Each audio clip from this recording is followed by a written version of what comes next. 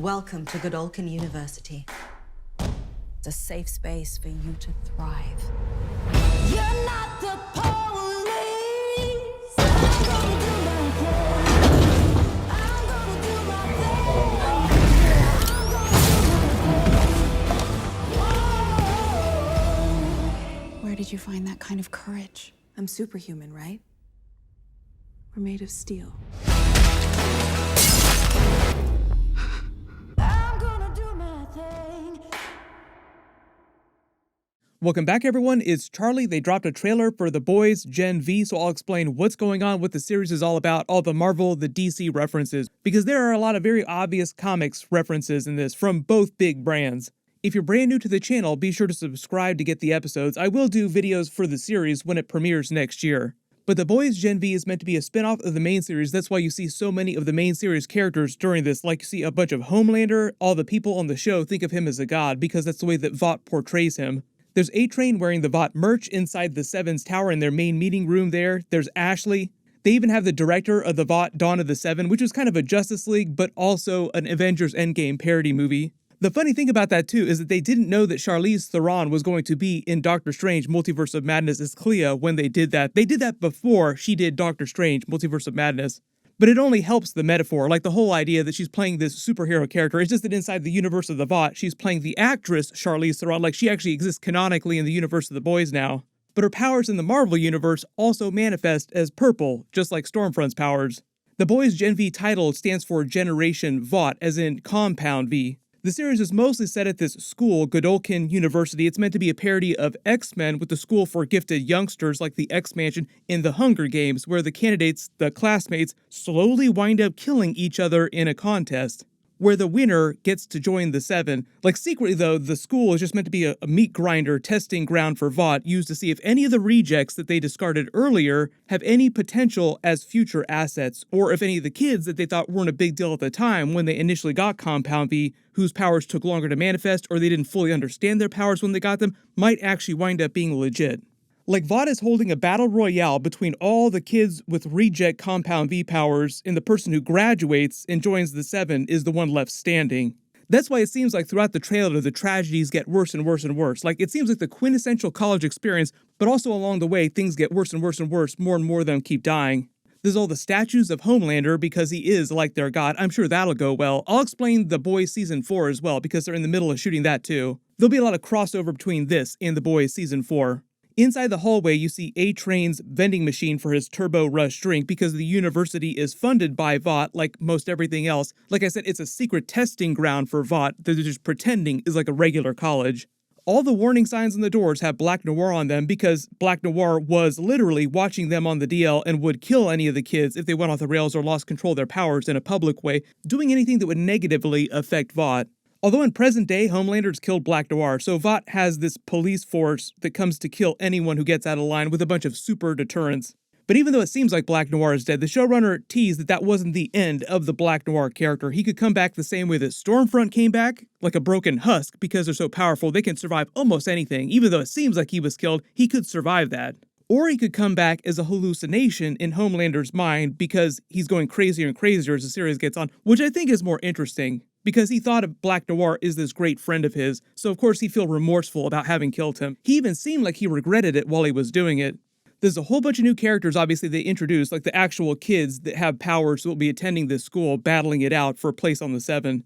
One of the new main ones is called Marie M. She was featured during The Boys Season 3 at Red River Institute, you might remember. That was Vaught's special school for the Compound V children that they felt like were failures or that the parents couldn't handle because their powers were too great or too out of control. You actually see her go back to that school during the trailer with the knife in her hand. It says that Vought created it in the 1960s. That could be a lie because I think the idea is that Stan Edgar created it and was looking to mine any potential assets from it.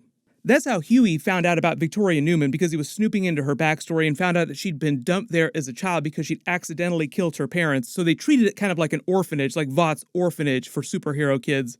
And at some point during her childhood, Stan Edgar realized her potential and raised her like his own daughter, training her to be just as much of a player as devious as he was, which is why he seemed so bemused when she stabbed him in the back, betrayed him to Homelander. That's why it seemed like he was proud that she did that, even though it affected him negatively. Like, the student has become the master. It wasn't that she hated Stan Edgar, it was that she wanted to protect her daughter, who's now her Compound V daughter, because it was all about Homelander bringing them the Compound V, the permanent Compound V, and because she used that to become Senator Robert Singer's running mate as vice president. I've already talked about all the Supernatural Easter eggs because obviously the Robert Singer character is played by an actor from Supernatural. They had Jensen Ackles as Soldier Boy during Season 3, and they're going to have Jeffrey Dean Morgan during Season 4. I don't know who he's supposed to play, but Jeffrey Dean Morgan will be a character during Season 4. She and Robert Singer will probably win the presidency during Season 4, though. Don't know what Ashley is doing during this trailer, but I love that she seems horrified by what she's seeing because that's kind of her vibe. There were a couple references during Season 3 that Ashley secretly wanted to be a good person, like she did a couple good things, but she did ultimately want to keep her position inside Vought, so she was continuing to uphold status quo. Probably one of the other biggest WTF head-jerking moments during the trailer is the puppets. There are a couple different types of scenes with puppets that I think are meant to be completely different things. Like you have Jason Ritter playing what looks like a Mr. Rogers parody character with a puppet version of the Deep on what seems like a Vought-funded version of Sesame Street in this universe. I love that the puppet has a 5 o'clock shadow in the gills. The Avenue V stands for Avenue Vought. It's both an Avenue Q reference and a Sesame Street reference. I think the idea with this particular cartoon is that it's one of Vought's children's programs that the little kids are meant to watch, and it's their way of selling products, indoctrinating little kids. Like getting all the little kids of the world to worship the Seven and also really just get them hooked on buying Vought merch. Remember, at least up to the events of Season 2, Stan Edgar's long-term plan was really just to use Vought as this money-making machine for merchandising purposes. Like that was the whole reason that they used Compound V, create superheroes so that we could use them to profit from. The big change, though, is that during Season 2, Stan Edgar said, we're going to become more of a core pharmaceutical company because we can earn way more money selling this temporary Compound V to the military than we can through merchandising. So up to this point in history, they're meant to be the most evil version of Disney you could possibly imagine. Imagine all the Marvel movies if Marvel actually created those superheroes, but only did it so that they could create all the Disney merchandise, all the Disney movies that they make. Then suddenly Disney pivoted and said, no, we're not going to do that anymore. We're going to become more like Pfizer. But then you have this completely other scene where there's a puppet killing someone in a really graphic way. It seems like it's a totally different type of scene, like someone's hallucinating it and it's not from the Avenue V TV show. They wouldn't be putting this in a children's television show, so it's probably somebody hallucinating it. You might recognize Patrick Schwarzenegger. I don't know what his powers are going to be. He said that he told his father, Arnold Schwarzenegger, about what was going on with the show because Arnold Schwarzenegger did all those 80s, 90s, even present-day action movies. And he said the Arnold just could not believe it. What is going on with this show? He tried to explain The Boys to Arnold Schwarzenegger, and even Arnold Schwarzenegger couldn't believe it. The very dark, funny moment here with the Vought police force dragging the person in sweats is them taking whoever this is with powers back to their dorm room / prison cell, because that's kind of the whole vibe of this university, is that it's a testing ground. These are meant to be holding cells for the people with superpowers. They're just making it seem like it's a university and this is a fun quintessential college experience, when really this is just a really complex experiment that Vought scientists are running. You probably recognize Chance Perdomo. He's been in a bunch of stuff recently. There are a couple of familiar actors throughout this. And they only say the release date is during 2023 in the trailer, but given the timing for when they release first trailers like this, usually that means the next 6 months. So I'm assuming this is going to release episodes in the summer next year sometime. The Boys Season 4 will either release at the end of next year if they can finish it in time, or early 2024.